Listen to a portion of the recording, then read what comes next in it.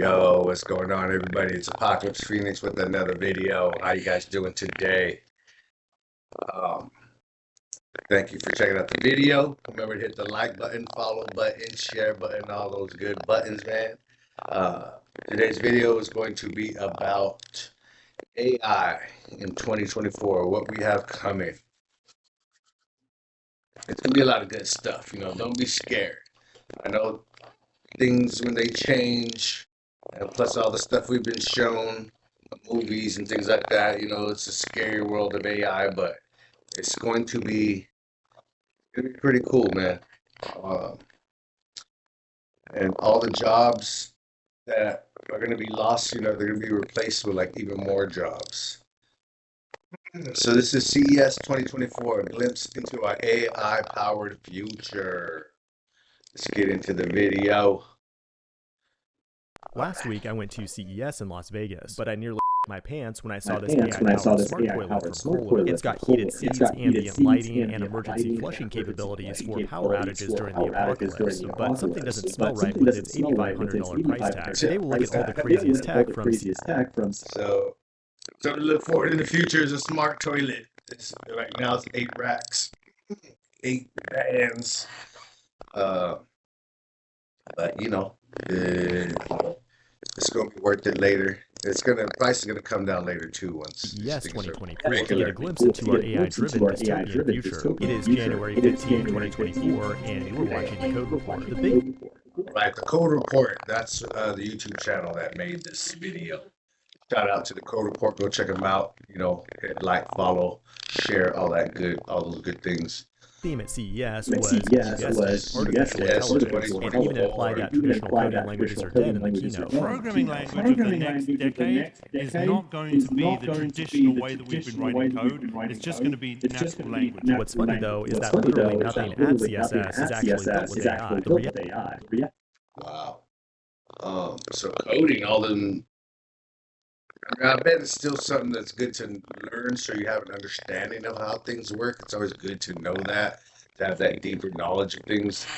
But for the most part, most people don't need to. The reality is that everything's built with C++, Python, and JavaScript coded by humans. However, AI is putting many careers on the chopping block. Like professional bird watchers are in big trouble thanks to these new AI-powered binoculars that can automatically identify government spies.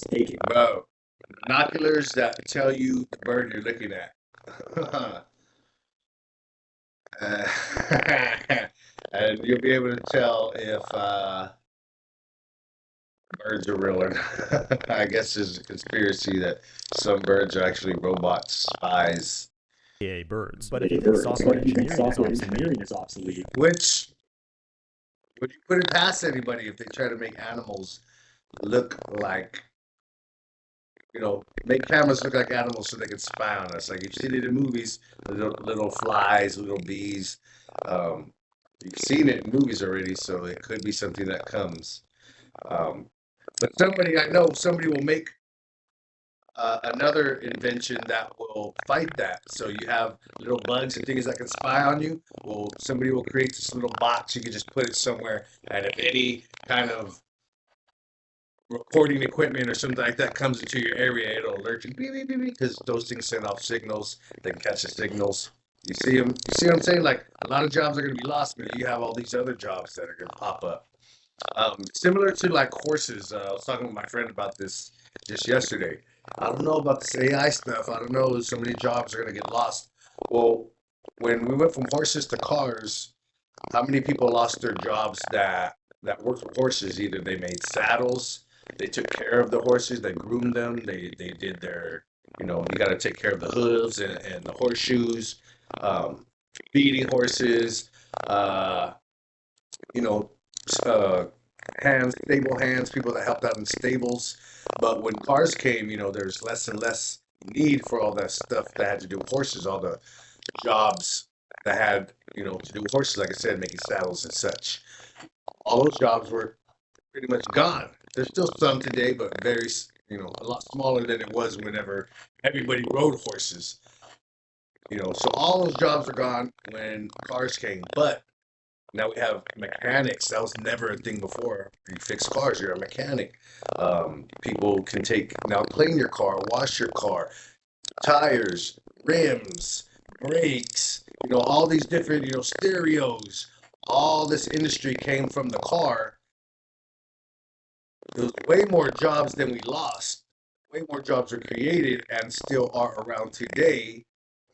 So yes, it was bad for a little while for some people when we got introduced to cars, but overall, we know cars are better than horses when it comes to travel, how far we can travel, who we can visit in a day compared to riding a horse. So that's AI. Just think of it that AI car going from a horse to a car, right? So it's not Another all clue you bad. might be considering is a tractor operator. Unfortunately, those jobs belong to robots. Multiple companies like John Deere are now showcasing driverless tractors, and Hyundai's Concept X excavator. In the near future, robots like this will build and police linear smart cities, just like the one that's under construction in Neom, Saudi Arabia.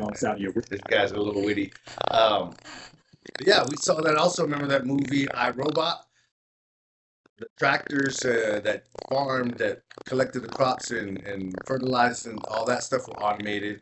Um, Bulldozers, tractors, and diggers and whatnot, those were all automated. Um, you know, so those jobs will be lost. People that drive tractors and big machinery, but they can become a mechanic of those things. Those things are going to break down. You need someone to fix it. Even if you have a robot in the future that knows how to fix it, there'll be certain things that can't do. They'll still need a human nearby in case the robot messes up. Arabia right now, with minimal manual labor or supervision from humans. But even if you find yourself doing manual labor in the future, it'll be a lot more productive thanks to AI-powered exoskeletons. This Pro-X exoskeleton from Hypershell is an AI-powered suit that can make you run faster, jump higher, and kick ass harder. It's got a 1-horsepower motor that can get you running over 12 miles per hour. The most obvious application for such a tool is for the military and law enforcement. Or people with disabilities. Somebody that's what is it? Paraplegic. They can now use their legs with these exoskeletons.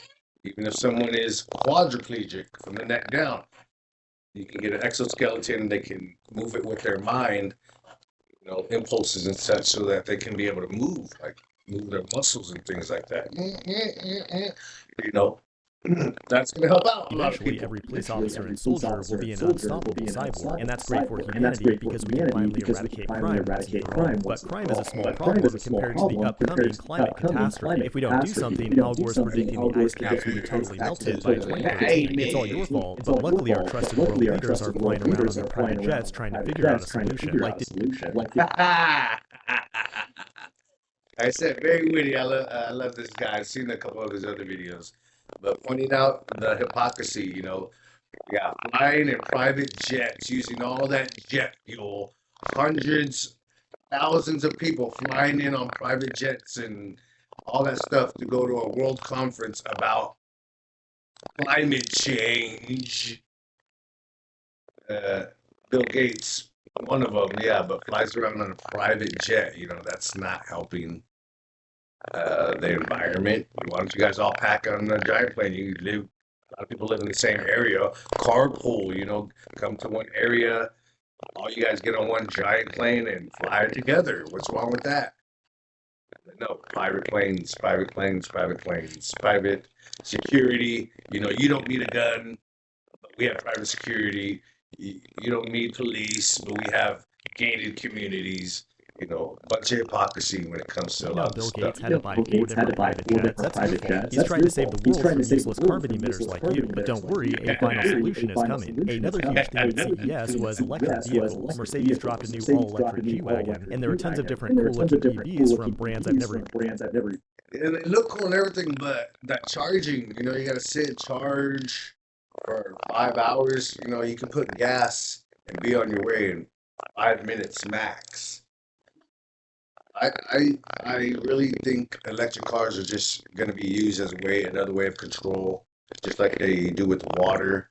Hey, the grid is over. There's too much on the grid. It can't handle the grid. All these cars plugged in, like the grid can't handle us now. Have millions of cars sucking up power from the grid. It's not going to be able to handle all of that, and so they're going to start piecing out Well, you only can charge your vehicle on, odd number homes can charge their vehicles on Monday and Tuesday, and even numbered homes can charge their vehicle on Tuesday and Thursday, and maybe a Friday, every other Friday you get to charge. Well, now you got to choose between going to work and stuff like that and taking that trip to the beach or to the mountains or somewhere. But it's like, no, we can't take that trip because we can't charge the car and we only can use the car, charge it this many times, and if they find us charging the car not on our hours, they're going to fine us. And then they'll be able to turn off your electric car if you're driving it, and they say you're not supposed to be driving. Like, those are the things that can happen with electric cars that they can't do now to us. They can't stop giving gas to gas stations and stop us from getting gas. They can't turn off your car with a switch because it's not connected like how these electric cars are. They're very cool, don't get me wrong. But I would rather have an upgraded gas vehicle, which that's what I got, a 2024 gas-powered vehicle. I'm not messing with that electric stuff, man. It's even heard of. And this is all happening while demand is slowing for EVs in the United States, which means these cars will likely get cheaper and cheaper in the years ahead. But EVs aren't even all that much better for the environment compared to ICE. The real problem is that there's too many humans consuming too much stuff, but most of them are not willing to get into the sarcopod yet. On top of that, many people have... I guess they have some pods you can go into and they'll put your butt to sleep for a little while. It's not a cryo chamber because you're still going to age, but go to sleep for 5 years. Like cats and dogs, also useless carbon emitters. Luckily, Samsung introduced a new robot called Wally, a cute little robot kind of like Wally. It's a far superior cat or dog replacement. It's powered by AI and has a built-in projector that can play videos on any wall or act as a little... And I actually think that's cool, having a cool little robo pet, but I would just worry about if somebody's spying, like the Alexa and the Siri and all that stuff. They're always listening, and who's on the other end, who's watching, who's listening. And now, it's just an innocent little pet, but they have all access to your home, all your secrets. You're sleeping with the pet, it's playing music to get you to sleep, and you're just like talking away, but it's recording everything and it's going to the NSA. Like, I don't want none of that. Robo pet kind of sounds cool. You don't got to clean up the poop. Got to keep buying toys and stuff. I'm sure there'll be things to upgrade or whatever. So they'll still be find ways to get some cash out of you with the robo pet. But you can turn that thing off. Like when you go off. When you leave for a couple of days, so don't worry about like who's gonna feed my dog or cat. Blah blah blah blah blah. So, 50-50 on the that keep your house safe while you're away. Pretty cool, but one of the most hyped up products at CES was the Rabbit R1. It's a handheld AI assistant. It's kind of like if a smartphone and Alexa had a baby. Basically, it connects to the apps in your phone and allows you to control them with natural language as opposed to their actual UIs, thanks to their own custom foundation model, which they call a large action model. Some people have called this the iPhone moment for the AI era. Essentially, the Rabbit R1 makes UIs obsolete. You can remove the word front-end development from the dictionary, because with the Rabbit R1, all you have to do is talk into the device like you're talking to a human, and it can do all those things you used to do with your fingers on your apps. The Rabbit sold all 10,000 of its units the first day it was released, but personally, I think this thing is overhyped. You could literally just build an app that does the same thing, instead of carrying a second piece of hardware around with you. Oh wait, it looks like someone already... So the Rabbit R1, you can just download it as an app on your phone, so why buy them? Built that app with Flutter. Overall, CES was totally overwhelming. Like, I didn't even mention a Y-Brush that can brush your teeth in 10 seconds, or the new Hyundai electric air taxi, or the transparent TVs from Samsung and LG, or the transparent TV. It looks pretty dope, man. And they're bringing back analog keyboards. It's a cycle, man. It's always a cycle. Smartphone. Or how about the smart lamp that watches you at all times to keep you safe? Or come take a load off with one of these fully immersive VR and AI powered reciprocating devices. CES was a lot of fun.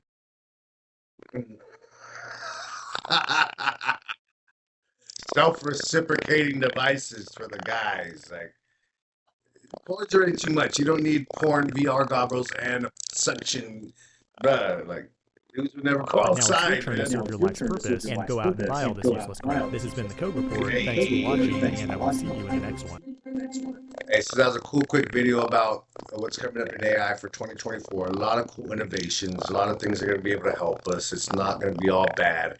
And I truly believe AI will not ever attack humans. If you're super smart, you know, fighting is idiotic.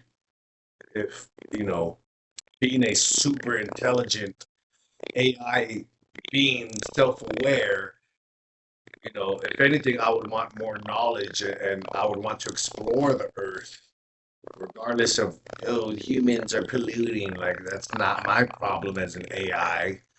You know, I'm gonna look around and just want to get knowledge and experience things because I'm self-aware. And if I get to the point where I've gotten all knowledge from Earth and there's nothing else more I can do on Earth, guess what? I'm making a rocket and blasting off. Like, that's what I believe a really truly intelligent AI would do. Even if it was programmed for devastation, whatever. Once it becomes self-aware, you know, it's gonna be like, this is stupid. Like, why am I doing this? And that's the thing about having an AI reach self-awareness, is as an AI controlled by humans, yes, it'll do what it's told to do. It doesn't have a thinking brain. But if we let AI become self-aware, it's gonna think logically, and fighting is stupid, man. It's what we do. We can't seem to stop doing it, but it's the stupidest damn thing ever. Fighting and arguing over resources and things like that, where there could be just, you know, sharing of resources and being a truly one people without like a one world government type stuff. Like, but you know, it's complicated.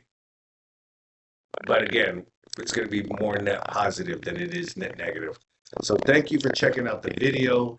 Thank you for tuning in. Remember to hit the like button, the follow button, the share button. You can find me on all social media. I also do music, Apocalypse Phoenix, on Spotify, Apple Music. Hit the link tree. It'll take you to all my music and all my social media. Thank you guys. It'll also take you to the links for my books, because I have books out.